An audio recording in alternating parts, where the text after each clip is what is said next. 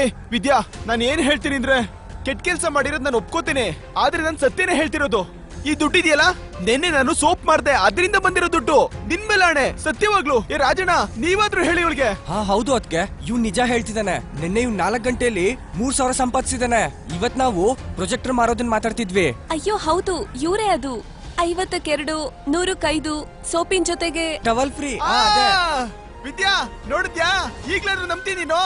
ನೀನು towel ಮಾರ್ದೆ, soap ಮಾರ್ದೆ, ಸರಿನಪ್ಪ ಒಪ್ಕೊಂಡ್ವಿ. ಆದ್ರೆ ಈ ಪ್ರೊಜೆಕ್ಟರ್ ಅಂತ ಕಾಸ್ಟ್ಲಿ ವಸ್ತು ಯಾರಾದ್ರೂ ರೋಡಲ್ಲಿ ತಗೋತಾರ ಇದನ್ನೆಲ್ಲ? ಅಯ್ಯೋ, ಜನಗಳಿಗೆ ರೋಡಲ್ಲಿ ತಾಜ್ ಮಹಲ್ ಬೇಕಾದ್ರೂ ಮಾರ್ತೀನಿ ನಾನು. ಈ ಪ್ರೊಜೆಕ್ಟರ್ ಯಾವ ಲೆಕ್ಕ ನನಗೆ? ಅಯ್ಯೋ ಯಾಕೋ ಅಷ್ಟೊಂದು ಕಾನ್ಫಿಡೆನ್ಸ್ ಆಗಿ ಮಾತಾಡ್ತಿದ್ಯಾ ನೀನು?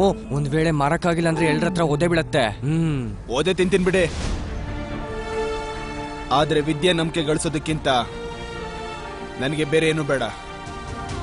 ಹೆಂಗ್ ಮಾಡ್ತಾನೋ ಗೊತ್ತಿಲ್ಲ.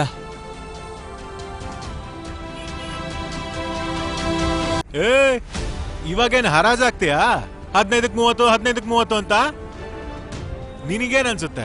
ಇಲ್ಲಿರೋರೆಲ್ಲ 15-20 ಸಾವಿರ ಜೋಬಲ್ ಇಟ್ಕೊಂಡು ಪ್ರೊಜೆಕ್ಟರ್ ತೊಳಕ್ ನಿಂತಿರ್ತಾರ. ಎಲ್ ಮಾರ್ತೀಯೋ ನಿನ್ ಪ್ರೊಜೆಕ್ಟರ್?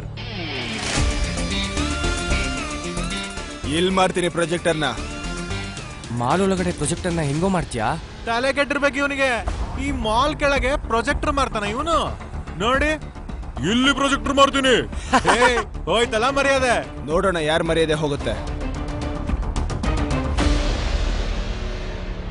ನಮ್ಮ ಹತ್ರ ಟೈಮ್ ಇಲ್ಲ ಸರ್. ಮತ್ತೆ ನೀವು ಸರಿಯಾಗಿ ಹೇಳಿದ್ರಿ, ಈ 70 ಲಕ್ಷದ ಕಮಿಷನ್ ನಮಗ್ ದಿನ ಸಿಗೋದಿಲ್ಲ ಸರ್.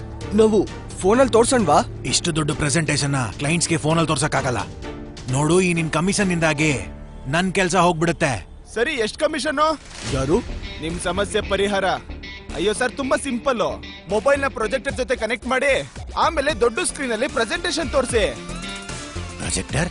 ಅಯ್ಯೋ ಸರ್, ಚೈನಾ ಪ್ರಾಡಕ್ಟ್ ಇದು, ಚೈನಾ ಪ್ರಾಡಕ್ಟ್. ಅದು ಇಂಪಾರ್ಟೆಂಟ್. ಬೇಕಾದ್ರೆ ಚೆಕ್ ಮಾಡಿ ನೋಡಿ. 6 ತಿಂಗಳಲ್ಲಿ ಏನೇ ಆದ್ರೂ ರಿಪೇರಿ ನಾವೇ ಮಾಡಿಸ್ತೀವಿ. ನಾನೇ ಗ್ಯಾರಂಟಿ ಸರ್. ಈ ಪ್ರೊಜೆಕ್ಟರ್ ನಿನ್ನ ಹತ್ರ ಹೇಗ್ ಬಂತು? ಇದು ಕದ್ದಿರೋದಲ್ಲ ತಾನೇ? ಅಯ್ಯೋ, ಏನ್ ಮಾತಾಡ್ತಿದ್ದೀರಾ ಸರ್? ಕಳ್ತನ ಮಾಡಿದ್ದಲ್ಲ. ಮತ್ತೆ ಸೆಕೆಂಡ್ ಹ್ಯಾಂಡ್ ಇದು. ನೋಡಿ ಸರ್, ಫುಲ್ ವರ್ಕಿಂಗ್ ಕಂಡೀಷನ್ ಅಲ್ಲಿ ಇದೆ. ಟಿಪ್ ಟಾಪ್ ಟಡಾನ್, ತಗೊಳ್ಳಿ. ಸರ್ ಸೆಕೆಂಡ್ ಹ್ಯಾಂಡ್ ಇದು, ಆದ್ರೆ ಒರಿಜಿನಲ್ ಸರ್. ಸರ್ ತಗೊಂಡ್ಬಿಡೋಣ ಸರ್, 70 ಲಕ್ಷದ ಮ್ಯಾಟ್ರು. ಅಯ್ಯೋ, ಜಾಕ್ ಪಾಟ್ ಹೊಡಿತು. ಕಾನ್ಫಿಡೆನ್ಸ್ ನ ಇನ್ನೂ ಹೆಚ್ಚಿಸ್ಬೇಕು. ಎಷ್ಟಿದು? 70,000. 70,000ನ? ತಲೆ ಸರಿ ಇದೆ ನಿಂದು? 40,000 ರೂಪಾಯಿಗೆ ಬ್ರ್ಯಾಂಡ್ ನ್ಯೂವೇ ಬರುತ್ತೆ.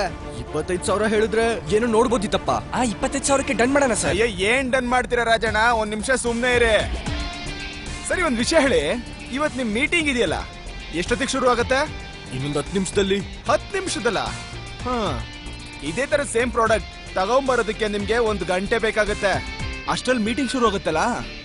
ಏನ್ ಯೋಚನೆ ಮಾಡ್ತಿದ್ದೀರಾ ಸರ್? 7 ಲಕ್ಷ ಕಮಿಷನ್ ಸಿಗ್ತಾ ಇದೆ. ಅದ್ರ ಮುಂದೆ 70,000 ಏನೂ ಅಲ್ಲ. ಸರಿ ಆಯ್ತು, ನಿಮ್ಗೋಸ್ಕರ 5,000 ಕಡಿಮೆ ಮಾಡ್ತೀನಿ. 65,000 ತಗೊಳಂಗಿದ್ರೆ ತಗೊಳ್ಳಿ, ಇಲ್ಲ ಅಂದ್ರೆ ಪರವಾಗಿಲ್ಲ, ನಿಮ್ ಇಷ್ಟ. ನಾನ್ ದುಡ್ಡು ಕೊಡ್ತೀನಿ, ಇದನ್ನ ಚೆನ್ನಾಗಿ ಪ್ಯಾಕ್ ಮಾಡ್ಕೊಡು.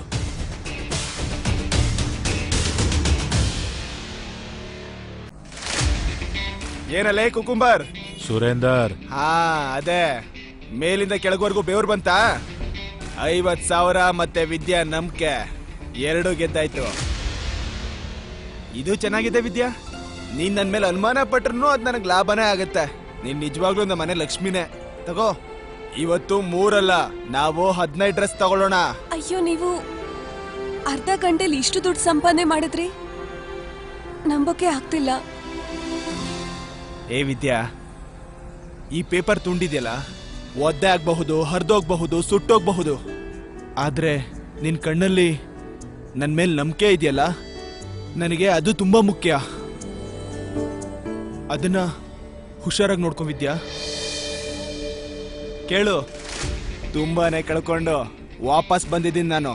ಇನ್ನು ಜೀವನದಲ್ಲಿ ಹಿಂದೆ ತಿರುಗೋದೇ ಇಲ್ಲ. ಏನ್ ವ್ಯಾಲ್ಯೂ ಇದೆ ನಿನ್ನೆ 50,000ಕ್ಕೆ? ನನ್ನಂತ ನ್ಯಾಯವಾಗಿ ದುಡಿಯೋನ್ ಮುಂದೆ. ಅಂಡ್ ನೀನ್ ನೆನ್ಪಿಟ್ಕೋ ವಿದ್ಯಾ. ವಿದ್ಯಾತ್ಕೆ ಅದೃಷ್ಟ ಇವತ್ತಿದೆ, ನಾಳೆ ಇರಲ್ಲ. ಮತ್ತೆ ಏನ್ ಗ್ಯಾರಂಟಿ ನಿನಗೆ ಒಂದ್ ದಿನ ಹೊಟ್ಟೆ ತುಂಬಾ ಊಟ ಆಗ್ತಾನೆ ಅಂತ? ನೋಡು, ಕೇಳಿಸ್ಕೊ ಇಲ್ಲಿ. ಇನ್ನು ಮೇಲೆ ನಿನ್ ವಿದ್ಯಾ ಜೊತೆ ಕೆಟ್ಟದಾಗ ನಡ್ಕೊಂಡ್ರೆ ಅದ್ಕೆ ನೋಡಿದ್ಯಾ? ನೋಡ್ತಾ ಇದೆಯಾ ಎಲ್ಲ? ಇಲ್ಲಿರೋರ್ಗೆಲ್ಲ ಅರ್ಥ ಆಗಿದೆ, ನೀನ್ ಒಬ್ಬನ್ಗೆ ಅರ್ಥ ಆಗಿಲ್ಲ. ಕೇಳಿಸ್ಕೋ, ಇನ್ನೊಂದ್ಸರಿ ಬರೀ ವಿದ್ಯಾ ಅಂದ್ರೆ ನಿನ್ ಹಲ್ಲು ಮುರಿದು ನಿನ್ ಕೈಯಲ್ಲಿ ಕೊಡ್ತೀನಿ, ಗೊತ್ತಾಯ್ತಾ? ಮುಂದೆ ಏನಾಗುತ್ತೆ ಅಂತ ತಿಳಿದುಕೊಳ್ಳಲು ಈಗಲೇ ಪಾಕೆಟ್ ಎಫ್ಎಂ ಅಪ್ಲಿಕೇಶನ್ ಡೌನ್ಲೋಡ್ ಮಾಡಿ. ಲಿಂಕ್ ಡಿಸ್ಕ್ರಿಪ್ಷನ್ನಲ್ಲಿದೆ.